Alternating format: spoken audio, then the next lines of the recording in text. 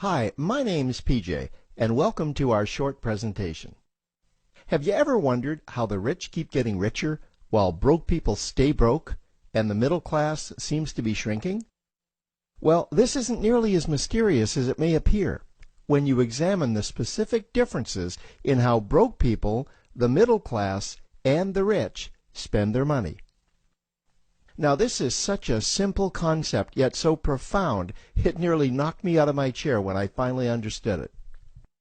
I'm going to show you exactly how the rich spend their money, and you can evaluate for yourself why they keep getting richer and the broke keep getting broker, and why the middle class remains so stressed out. Now, to get started, I'd like to review some financial terms we'll be using during this presentation. The terms that you need to be familiar with are cash flow, which means money you bring in, expenses, which means money you spend, assets. Now, this is the most confusing one.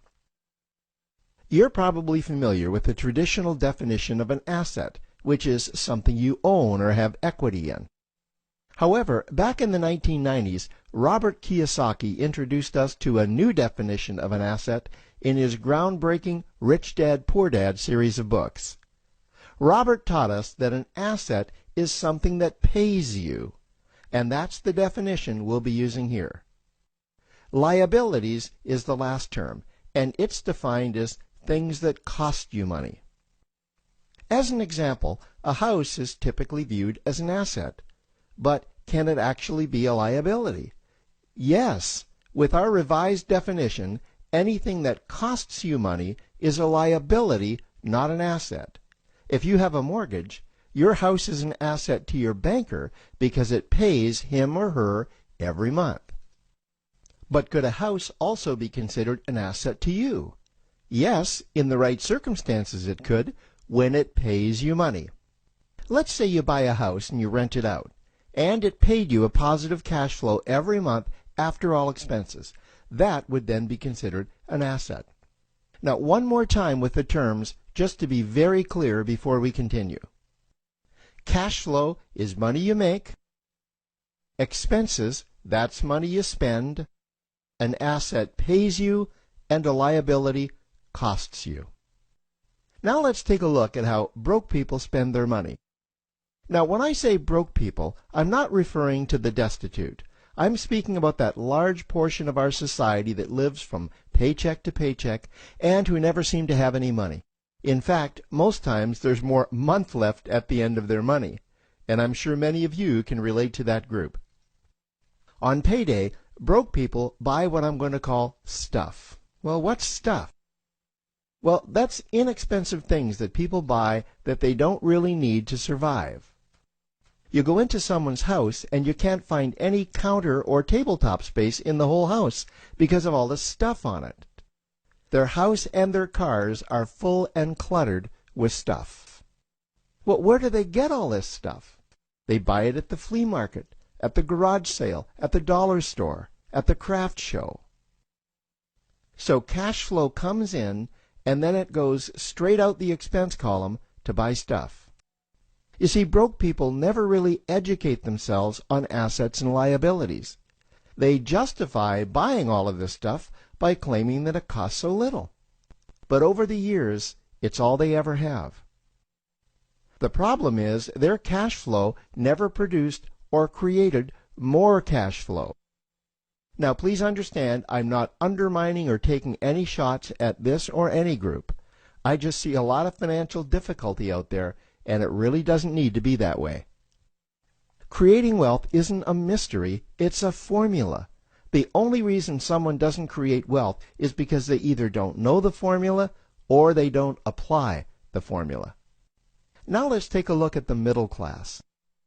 The middle class is the group that society mistakenly thinks are rich. They're not. Yes, they typically earn a six-figure income, and many of them appear rich, but it's what they buy with their money that keeps them prisoners of the middle class. What they typically buy are liabilities. Remember the definition of a liability? Things that cost you. By buying liabilities, the money gets pushed up and out their expense column.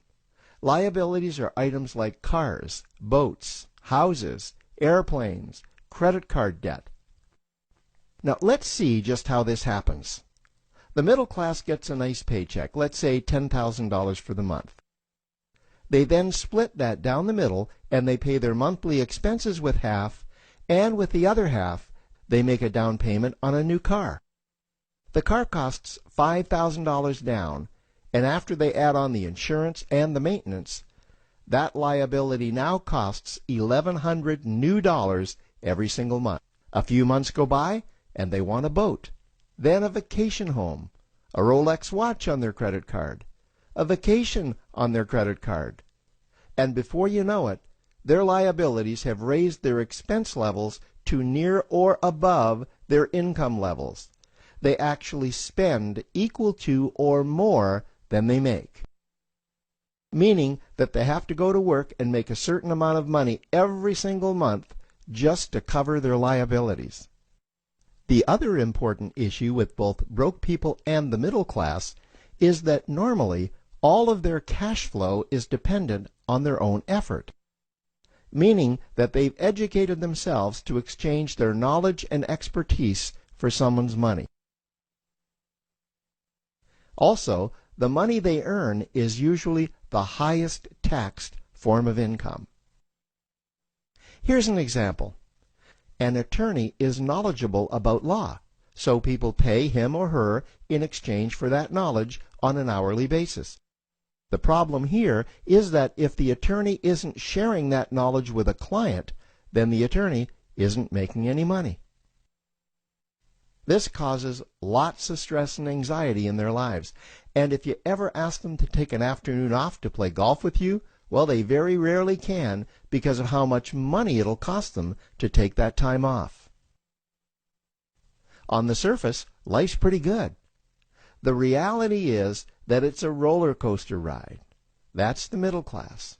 Now, I know this group very well because for a great deal of my adult life, that was me. Now let's take a look at how the rich people spend their money. Rich people acquire assets. Again, an asset is something that pays you. If you want to become rich, buy assets that earn you more money. The money cycle looks like this.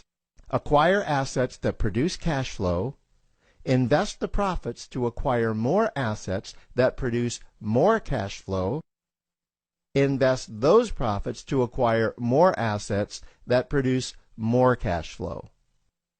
The rich spend their money and acquire things that produce more money. Here are a few examples of assets that produce more money. Investments are the obvious ones: stocks, bonds, real estate.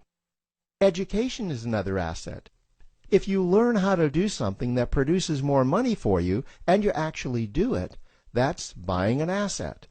There's a great quote that goes, "If you think education is expensive, you should see how expensive stupidity is."